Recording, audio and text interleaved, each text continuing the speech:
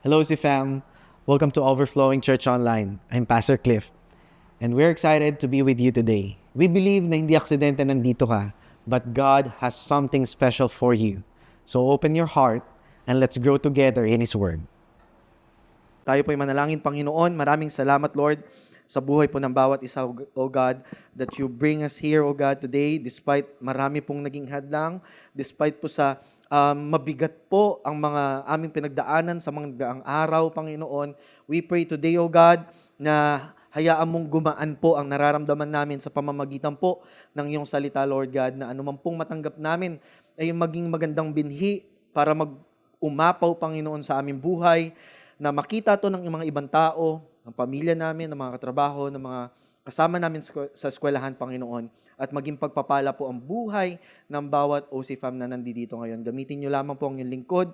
Tinig mo lang ang aming mapakinggan sa mga oras na to, sa pangalan ni Jesus. Amen. Makakaupo na po tayo. Palakpakan natin ng Diyos. Natry niyo na ba tanongin minsan ng sarili niyo or ang Diyos na, Lord, bakit ba ako pa ulit-ulit na pumapalpak? Everybody say palpak. And most of us, we've been in a situation na we fail. Amen? Pwedeng nung nagdaang araw lang, ang daming failure na nangyari. Amen? And those moments na nag-fail po tayo, we fell short, and yung mga choices natin, may regrets lagi tayo. Amen? Sana pala hindi ko ginawa to. Sana pala hindi ko sinubukan to. Sana pala iba na lang yung ginawa ko. Amen? May mga regrets. Everybody say regrets. Maraming tao na ginagamit ang salitang sana. Everybody say sana. Sana pala inayos ko. Sana pala mas ginalingan ko. Sana pala mas nakinig ako. Sana pala hindi ko muna ginawa. Amen? Sana pala sinubukan ko. Ang salitang sana ay mukhang simpleng salita, 4 na letra, pero isa siya sa gamit na gamit ng maraming tao. Pero kahit anong sana natin, madalas, wala nang chance. Amen? Because God doesn't move mostly in victories. But today, we will learn that He also moves through our failures. And today, we will continue our series, Holy Moments, and let's talk about what kind of failure God can turn into transformational life sa bawat isa. Kaya po ang ating second topic is Holy Failure. Everybody say Holy Failure. Alam niyo ba yung minsan na nadapa tayo, nagkamali, minsan yung paulit-ulit pa. Amen? Yung nangyari na to, alam mo na nga yung pwedeng kahantungan, pero inulit mo pa uli. You try to do the right thing, pero mali pa rin yung ending. Amen? You try to fix things. Madalas pag nagkakamali tayo, pilit nating aayusin. Pero instead na maayos, mas lalong nagiging magulo minsan. Lalong gumugulo, lalong nagiging masakit, lalong nagiging mabigat. And those time, we start to think and ask, Lord, hindi na ako pwedeng gamitin sa iyong kaharian. Hindi na ako karapat-dapat. Wala na akong pagkakataon or opportunity na magamit mo kasi palpak ako. But the truth is, failure doesn't disqualify you sa kung ano ang tingin sa iyo ng Panginoon. It defines where grace begins in our lives. Na makikita natin ngayon na mga pagsubok, ang mga failures natin ay hindi pala siya ending. Kundi ito yung simula na mag-work yung grace sa bawat isa sa atin. Ano ba yung mga result pag ang mga tao po ay nag-fail? Number 1, we try to hide. Pag tayo po ay nag-fail, pag tayo po ay nagkulang, nagtatago tayo. Maliban sa nagtatago tayo, kinukumpara po natin, we compare. Bakit sila nag-work na ako? Nag-aaral pa rin. Yung mga kabatch ko, magaganda ng mga napupundar. Ako, ito pa rin. We compare. Bakit siya ang galing-galing niya sa ganito? Ang ganda ng ganito niya, galing niya sa ganyan. May mga nagagawa na silang hindi ko nakakapag-travel na sila. Bakit ako ganito pa rin? Every time we fail, we hide, we compare, and then we stop. Na pag tayo po ay nag-fail, madalas, ang pinaka-worst na result nito is we stop. We stop serving, we quit believing, and we quit dreaming. But God doesn't see failure as the end. He sees it at the beginning of new work and new opportunity para dalhin niya tayo at gamitin niya tayo sa kung saan niya tayo gagamitin ng hindi natin sukwat akalain na gagamitin niya tayo. Because holy moments are often born from brokenness. Akala kasi natin yung mga holy moments pag may mga blessing, pag may new growth sa career, pag may new car, pag may bagong motorsiklo, may bahay, may increase sa trabaho, good grades. Akala natin yun yung mga holy moments. But most of the holy moments we encounter in brokenness. Amen? Kagaya po ng storya ni Jacob. Kilala niyo si Jacob? Si Jacob po ay anak ni Isaac. Nung siya po ay tumanda na, halos mabulag na po si Isaac. And nung panahon po noon, just to give you the context, nung panahon po noon, wala pong will and testament. Ipapamana ko sa ganito, hati kayo sa ganyan. Hindi po. Nung panahon po noon, napaka-importante. Even today, napaka-importante ng blessing. At pag sinabi pong blessing, ito po yung, ang unang binibless sa ganito, yung panganay. Amen? Binibless sila spiritually, declaration, destiny, tsaka yung blessing po, prosperity. Ngayon po, may kambal po si Jacob. Ang pangalan niya si Esau. Si Esau po yung unang lumabas. So, ibig sabihin, si Esau yung talagang mag-inherit ng pagpapala. Ngayon, nung lumabas po si Jacob, ang kwento nga po is, hawak-hawak niya po yung heel ni Esau that time. Which means, to deceive, because he was born, brother Esau's heel, hawak-hawak niya, and his name reflected through all his nature. Kung paano po naging manloloko. So, ang ibig sabihin po ng Jacob ay manloloko or mga agaw. Amen? So, ang ganda ng pangalang Jacob, tama? Jacob. May kilala pa kayong Jacob? Yun po yung meaning ng kanya pong pangalan. At nung matanda na po si Isaac, inutusan niya po si Esau, may mga gagawin ka, after mong gawin yan, ibe-bless na kita. Nung alam na yon, narinig ng nanay ni Esau at saka ni Jacob, dahil alam niya yung prophecy. Ang isa sa mga prophecy, yung pinakapanganay na anak ang maglilingkod sa mas bata. Dahil nakatanim sa kanya yung propesya na yun, tinulungan po nilang lokohin si Isaac.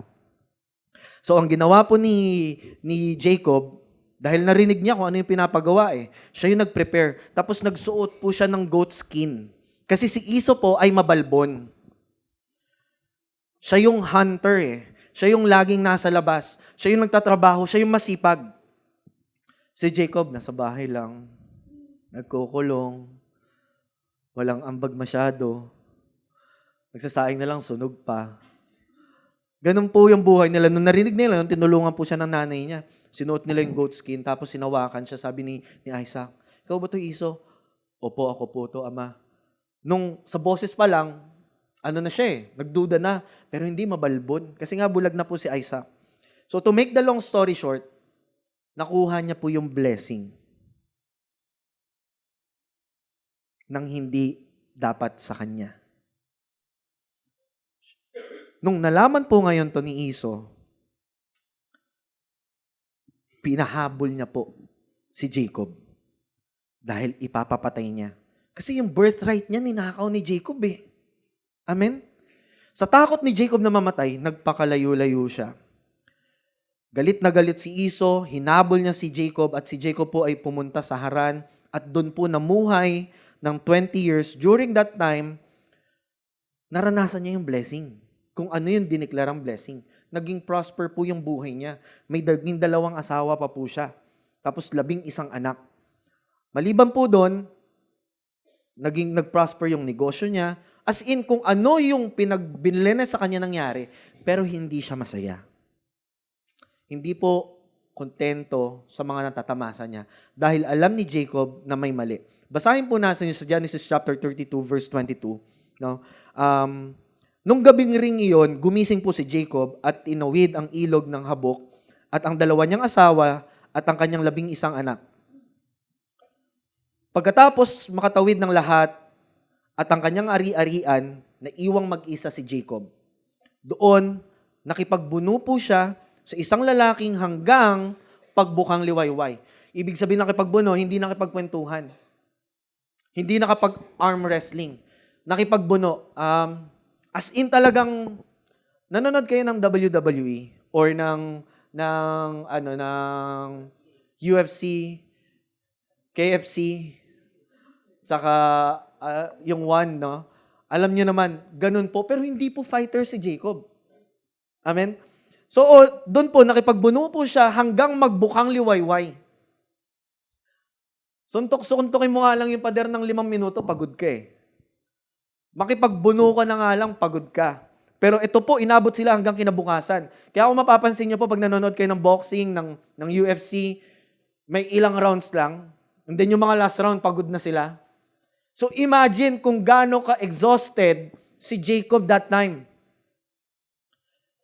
Nang maramdaman po ng lalaki na hindi magpapadaig si Jacob, hinampas niya po ito sa balakang at ang buto niya'y nalihis. Sinabi ng lalaki, bitawan mo na kasi ako. Mag-uumaga na. Hindi ka ba napapagod? So sobrang frustrate nung anghel po. Sabi ni Jacob, hindi kita bibitawan hanggat hindi mo ko binabasbasan, wika ni Jacob. Hindi kita bibitawan hanggat hindi mo tinatanggal yung curse. Hindi kita bibitawan hanggat hindi mo binabago yung destiny ko. Sinabi sa kanya ng lalaki, mula ngayong hindi ka natatawaging Jacob. You will be called Israel. At kay Jacob po nagsimula ang Israel. Amen? Galing sa descendant ni Abraham, isang manloloko, mga agaw ng identity. The one who failed, God started with that man. Amen? His failure became the place of transformation. So what are the lessons that we can get to this story? Number 1, God confront us in our failure. In verse 24 po ng chapter 32, so Jacob was left alone. Nag-iisa po siya. Nung naiwan na po siya mag-isa, doon po dumating yung anghel. Doon po dumating yung Diyos. When we were alone with God, He confront us the real you. Maraming tayong sinusuot na maskara. Kung sino ang kaharap natin, yun yung pinapakita natin. Pero yung totoong tayo, pag mag-isa tayo. Yung totoong tayo, pag walang iba nakakakita.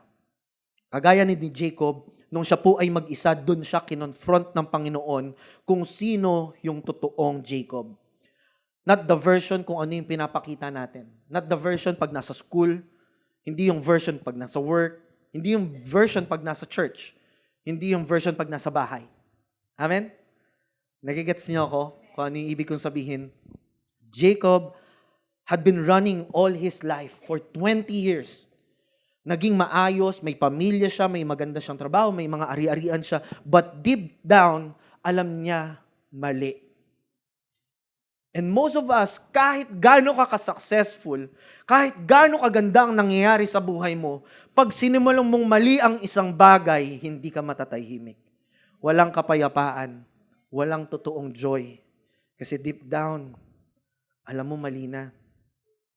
At isang pagkakamali ay hindi pwedeng itama ng panibagong pagkakamali.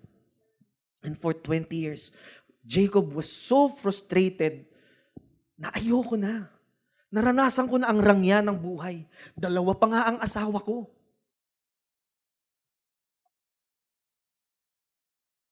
For 20 years, he's been running away. Every time na okay na, biglang malalaman niya, nandiyan na si Iso, malalaman na, lilipat na naman sila ng lugar. Magtatakbo na naman siya, magtatago na naman siya. There's no peace. Amen? Walang kapayapaan, walang satisfaction. Hindi mo nakikita, hindi mo na-appreciate yung mga bagay na meron ka kasi alam mo galing sa mali. Kahit gaano kaganda po ang trabaho, kahit gaano karangya ang buhay mo, kung alam mong hindi yan nagsimula sa tamang paraan, baliwala. Kaya mapapansin niyo yung mga perang hindi pinagtrabahuhan, hindi pinaghirapan, mabilis po nawawala. Amen. Don't get me wrong, lahat tayo gustong yumaman. Lahat tayo gustong maging maayos ang buhay natin. Pero pag hindi align ng heart at ang utak natin sa gusto ng Diyos, lahat po yan pwede niyang bawiin sa isang iglap.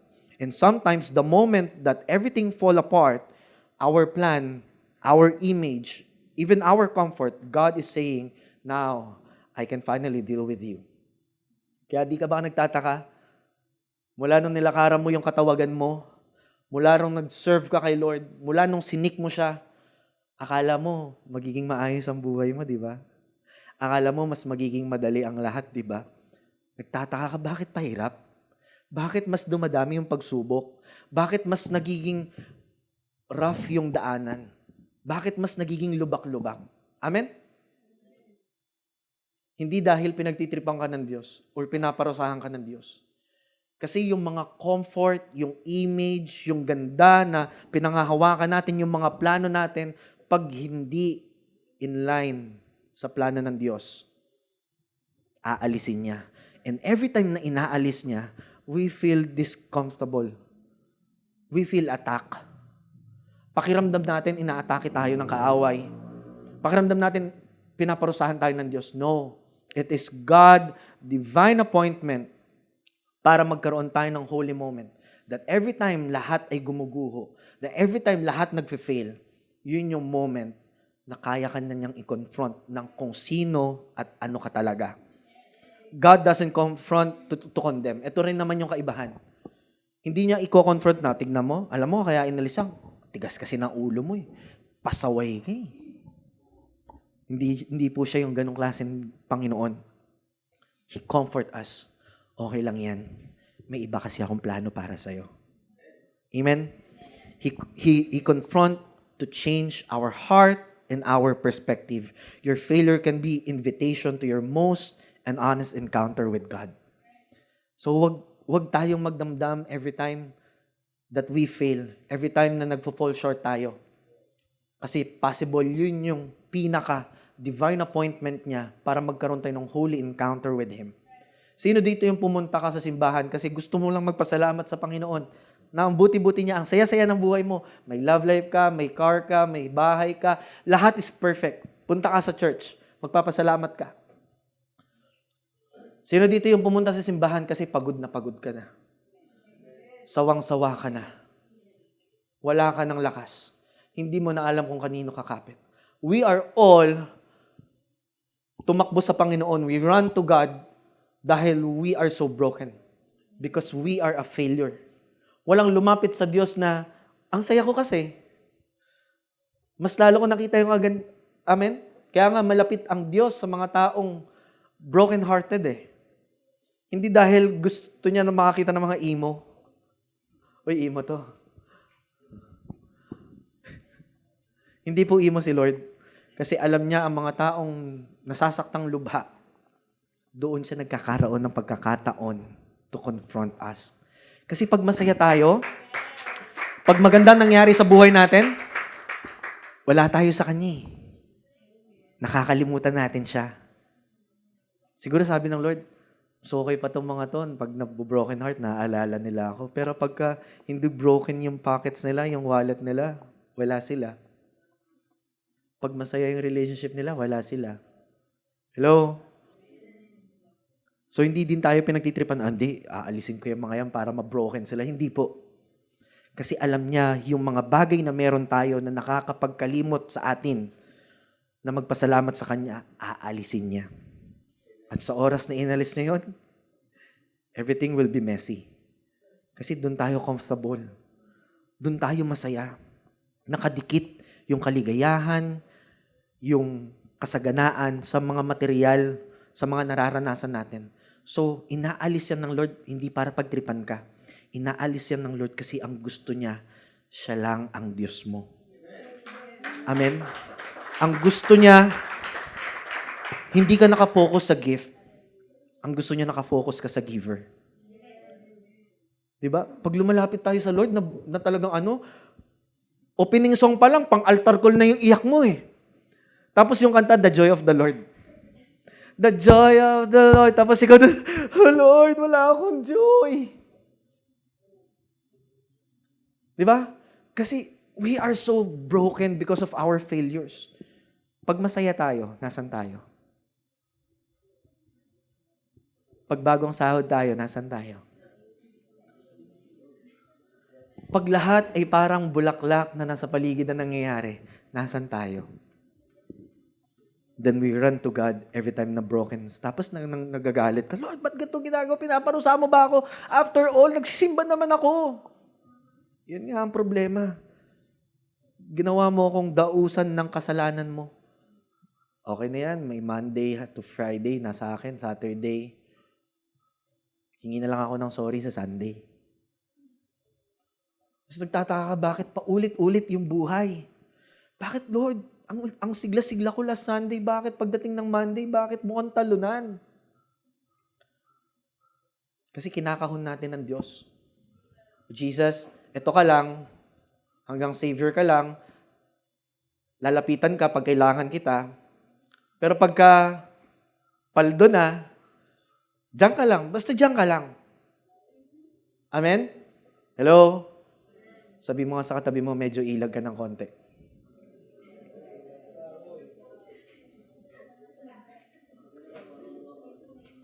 God allows breaking for us to experience His blessing.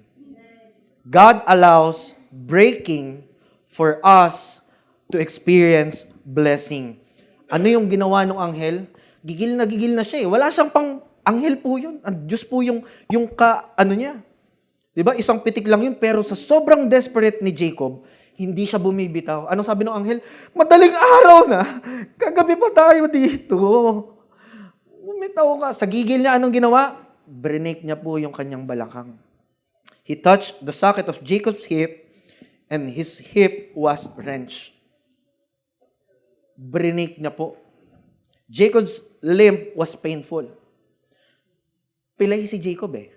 Pagkatapos po nun, di ba, nung binasa natin, after po niya makipagbuno, nung blines po siya, naglalakad siya, bumalik siya, iika-ika. Amen? The pain na nararanasan po ni Jacob is so, hindi siya yung matatago. Hindi yung nadapa ka, tapos kunwari wala nangyari. May kilala akong ganun eh. Sa entrance ng mall. Pag nadapa, tapos kunwari walang nangyari. Pero deep down, gusto mo na maglaho. Di ba? Hindi siya yung ganun, yung nagpapanggap kang hindi masakit. Siguro pagka ano ni Jacob, okay lang ako, na-bless naman ako ng Lord. Pero hindi niya matago yung sakit, yung brokenness niya. So Jacob's limp was painful, but it was also holy. The limp reminded, yung pain, yung pilay, ay paalala that his strength could never out God. Hindi niya kayang masurpass yung lakas ng Diyos. Ibig sabihin, yung kakayanan mo, yung kalakasan mo, yung connection mo, baliwala pag Diyos na ang nag-confront sa'yo. Baliwala pag plano na ng Diyos na i-break ka. Kahit malaki ang savings mo, kahit maganda ang trabaho mo, kahit lahat ang nangyayari, when God breaks you, baliwala. Yung tagal mo ng pinag-ipunan, akala mo kaya mo na lahat, hindi. Lahat yan sa isang iglap, He can give, but He can take away. Kaya niyang bawiin sa isang iglap. Maybe we failed in business, in ministry, in relationship, and now you feel broken. Your limp, yung pain mo, God can use it para ipanganak yung bagong ikaw. We come to here hindi dahil masaya tayo. Lumapit tayo sa Diyos na iika-ika. Lumapit tayo sa Diyos. Pwedeng hindi ka nga may tukod eh. Baka gumagapang ka pa. Amen? But God can use our brokenness na makita yung best version ng sarili natin. Amen? At wala pong ibang makakagamit ng best version ng ikaw, kundi ang lumikha sa'yo. Uulitin ko. Kung ikaw ay iPhone, Walang ibang makakaayos sa'yo kundi ang gumawa sa'yo. Hindi ka pwedeng tumakbo kay Samsung. Amen? Pag yung cellphone nyo po nabasag yung screen protector or yung LCD niya mismo, pwede tayo magpa-replace. Tama? Pag yung battery nyo, pwede tayo magpa-replace.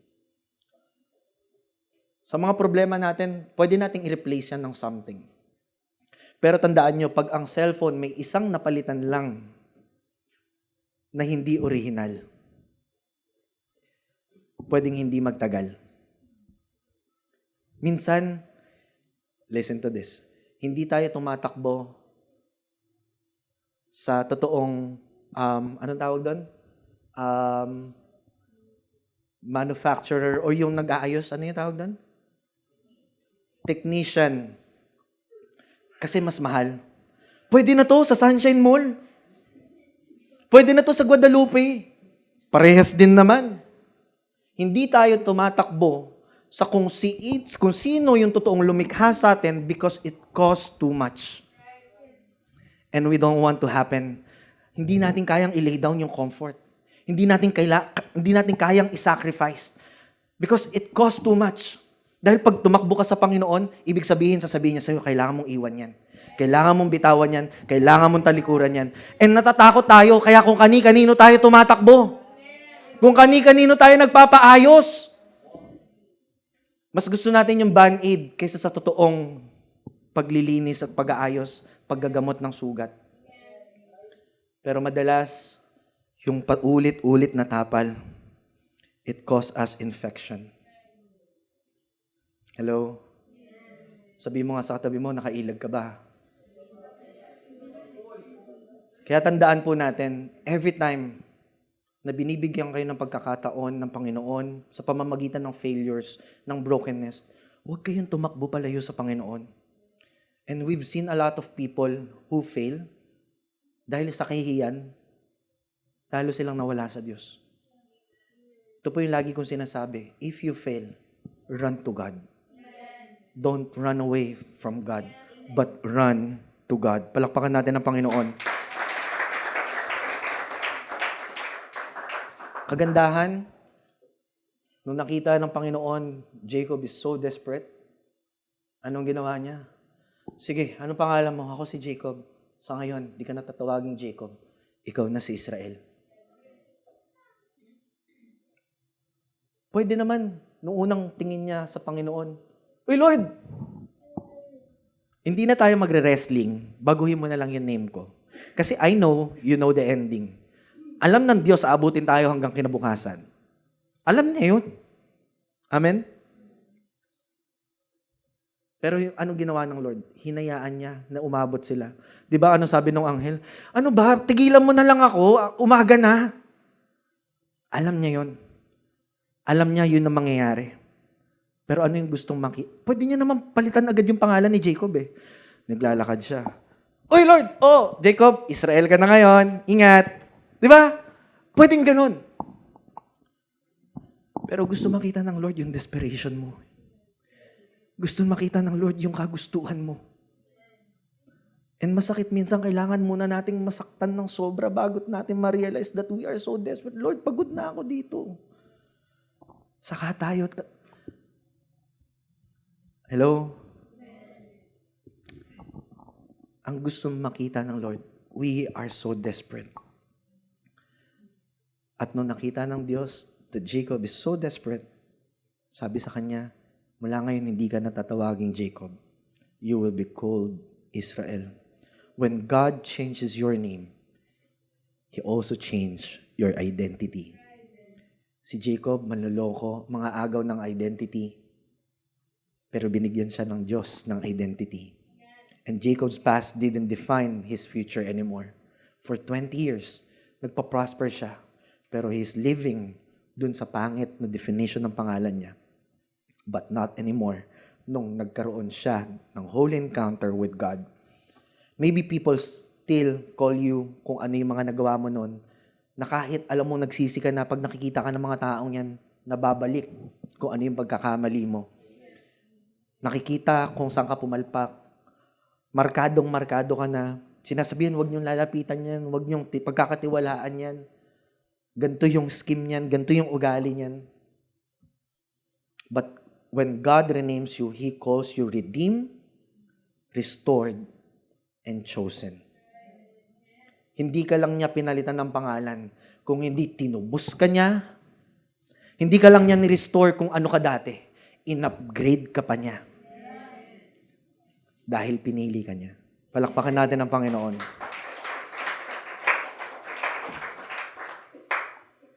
So yung brokenness natin, yung pilay natin, di ba pagtayo ni Jacob, salamat Panginoon, you redeem me, you restore me, you choose me. Lumakad siya.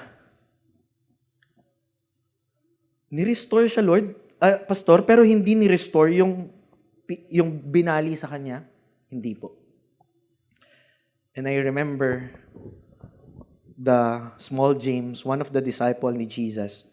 Si James po kasi ay may limp din po. May ikli yung isang paa po niya. At iika-ika po siya. Nung panahon na inutusan na po sila na mag-partner-partner para mag-teach, hindi po nila kasama si Jesus. O, sige, humayo kayo, maghanap kayo ng partner nyo, tanggalin nyo lahat ng baggages nyo, bitawan ninyo, wala kayong dadalhin, kundi sarili nyo lang. Magturo kayo, magpagaling kayo. Kinonfront ni James si Jesus, Lord, isn't it ironic na magpapagaling ako, pero ako mismo may sakit? Magpapalakad ako ng lumpo, ako mismo pilay. And this is the wonderful thing that Jesus told him. Iyak ako ng iyak nung sinabi ito ng Panginoon. Sabi niya, anytime pwede kitang pagalingin, pero hindi ko inalaw yun mangyari. Kasi gusto ko higit na mamangha at maniwala ang mga taong mai-encounter mo. Imagine, sabi ng Lord, ikaw may kapansanan, pero nagpapagaling ka ng may sakit. Imagine the impact. God did not restore the hip of Jacob because our limp, yung pilay po natin, yung brokenness natin, it is our testimony. Na pag nakita ng ibang tao, kagaya rin niya, yan din yung nararanasan ko. Baka pwede rin mangyari sa akin yung ginawa sa kanya ng Panginoon. So our limp becomes our testimony. Kagaya po ni Jonah. Remember Jonah? Inutusan siya ng Panginoon pumunta sa Nineveh, pero siya po ay lumayo. Sa katigasan ng kanyang ulo, siya po ay tinapon sa dagat at napunta po siya at the belly ng malaking isda. But God met him. From the inside of the belly, Jonah failed, but he prayed because salvation belongs only to Jesus. And the moment that we surrender, God gave us a second chance. Failure didn't disqualify Jonah or even Jacob. It redirected us sa kung saan talaga tayo pinapapunta ng Panginoon. So, ibig sabihin, Pastor, normal na nararanasan po namin yung kahirapan mula nung tinanggap namin siya. Yes, at the same time, resulta ng katigasan ng ulo natin. Amen? Kaya huwag ka magtataka kung bakit ganyan na nararanasan natin sa ating buhay. Kasi matigas ang ulo natin. Sabi ng Lord, wag yan. Hindi mo season mag-relationship. Pilit ka ng pilit, ngayon iyak-iyak ka. Hindi mo season na magtrabaho, tumigil ka sa pag-aaral.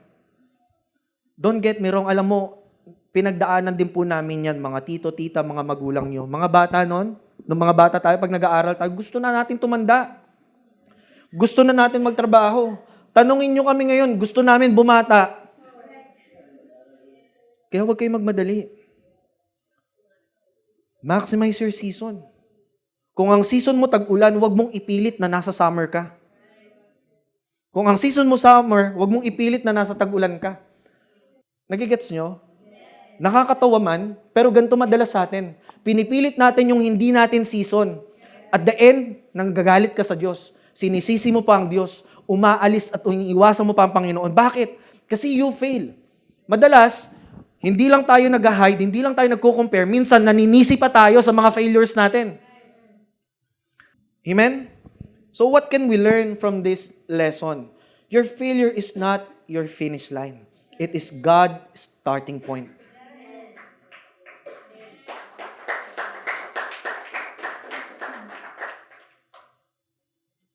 Sino dito nakanood na ng race? Track and field or sprint? Bago sila tumakbo, ano pong posisyon nila? Anong posisyon nila? Ready position. Amen? Kaya ka pinaluhod ng Panginoon sa brokenness mo kasi gusto niya mag-ready ka sa simula. Amen? Kaya ka niya pinapaluhod. Hindi dahil ending na. Luhod ka kasi may bagong simula. Ready ka kasi mas mabilis to. Amen? Palakpakan natin ang Panginoon. God breaks to rebuild us. Hindi niya tayo binasag tapos iiwan. Unti-unti, piece by piece. So be patient. Hindi siya instant. Hindi siya biglaan. Hindi porket may nang ganito na okay na. Hindi. Piece by piece, God is fixing and rebuilding us kung sino yung better version ng sarili natin. Kasi siya yung manufacturer natin. Kaya kung mapapansin nyo, pag pumunta kayo doon, huwag na tayo pumunta dyan. Ang tagal pa niyan, 3 araw pa. Kasi ito, mabilisan lang. Gusto natin instant. Ayos, dignan mo, sabi ko sa'yo, mura pa. Di pa nakamahal, mura pa. Mabilis pa. But deep down, alam mong hindi na original na parts yung nakalagay sa'yo. It was replaced. Nakala natin, parehas ng nasira. But it's not. Ibang-iba. Ganun po ang kaaway. Alam niya mismo ang salita ng Diyos. Na minsan ginagamit natin at ginagamit ng kaaway para hindi talaga tayo lumapit at mapalapit sa Kanya. Patay na po yung TV natin dyan sa likod. So every limp is a testimony of grace. Because the presence of pain doesn't mean absence of purpose. So ibig sabihin, every time that we fail, that we are broken, hindi dahil wala ang Diyos. Kung hindi dahil may bagong purpose siya na binibigay. And holy failures are proof that mercy still wins. Your failures ay pruweba, ebidensya, na mas malaki pa rin ang grace and mercy sa atin ng Panginoon. Palakpakan natin ang Diyos. So, ngayong umaga, mga kapatid, OC Fam, baka pakiramdam mo, kagaya ka ni Jacob or ni Jonah, napagod, nadapa, or even napalayo. At gusto ko pong sabihin sa inyo to, hindi pa tapos si Lord sa buhay mo. Sabihin mo sa katabi mo, hindi pa tapos ang Lord sa buhay mo. Ang pagkabigo mo ay hindi ang wakas. Ito'y simula ng banal na pagkakataon para baguhin niya ang puso mo. Hindi niya agad babaguhin yung sitwasyon mo. Kasi ang gustong baguhin ng Panginoon, yung puso mo. Kasi pagtapos po nito, babalik tayo sa anumang sitwasyon na iniwan natin kanina. Ganun pa rin. Pero mas gugustuhin natin baguhin ng Lord ang puso natin para mag-iba ang perspective natin. Na kahit messy pa rin ang buhay na nasa labas na nag-aantay sa atin, nakikita mo na kaya yan ng Diyos. Dati kasi, lagi kang tuliro eh. Lagi kang pagod. Lagi kang depressed. Kasi 2 weeks pa lang darating yung bills mo, nababaliw ka na. Amen? Problemado ka na. Dahil problemado ka na, apektado na lahat. Hindi ka na makausap ng tama. Mawawala ka na naman sa simbahan. Hello? Kasi kailangan mong kumilos eh. Pero ngayon, binibigyan ka ng bagong puso ng Panginoon. Na anak, babalik ka sa same situation. Pero babalik ka ng may bagong puso.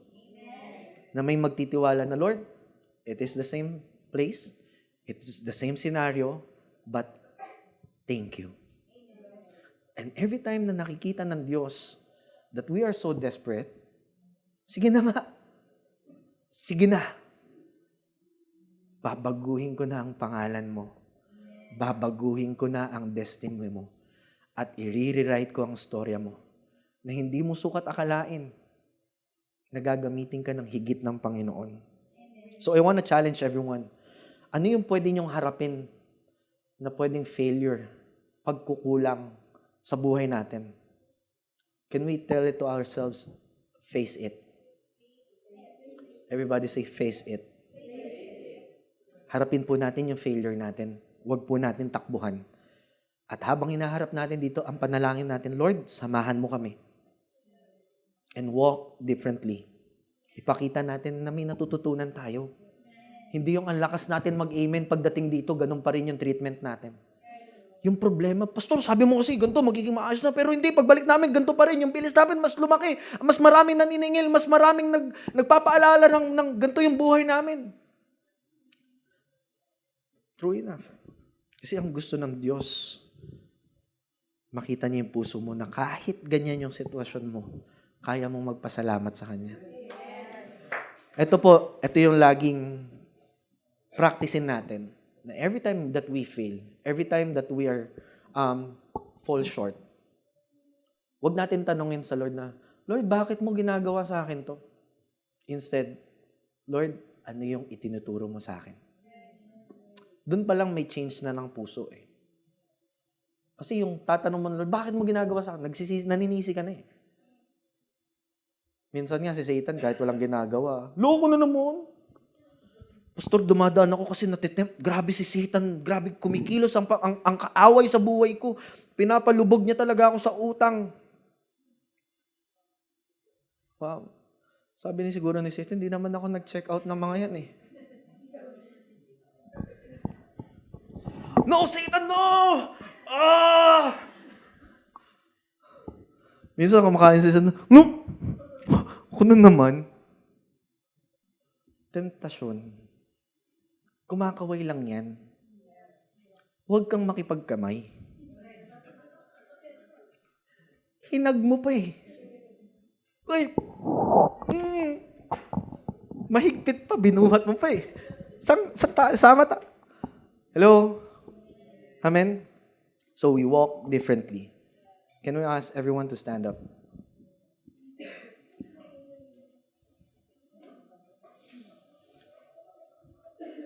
I want to ask everyone, kung ngayong umaga, may parte po ng buhay natin na nararamdaman natin that we failed, I want you to know God still want to meet you there.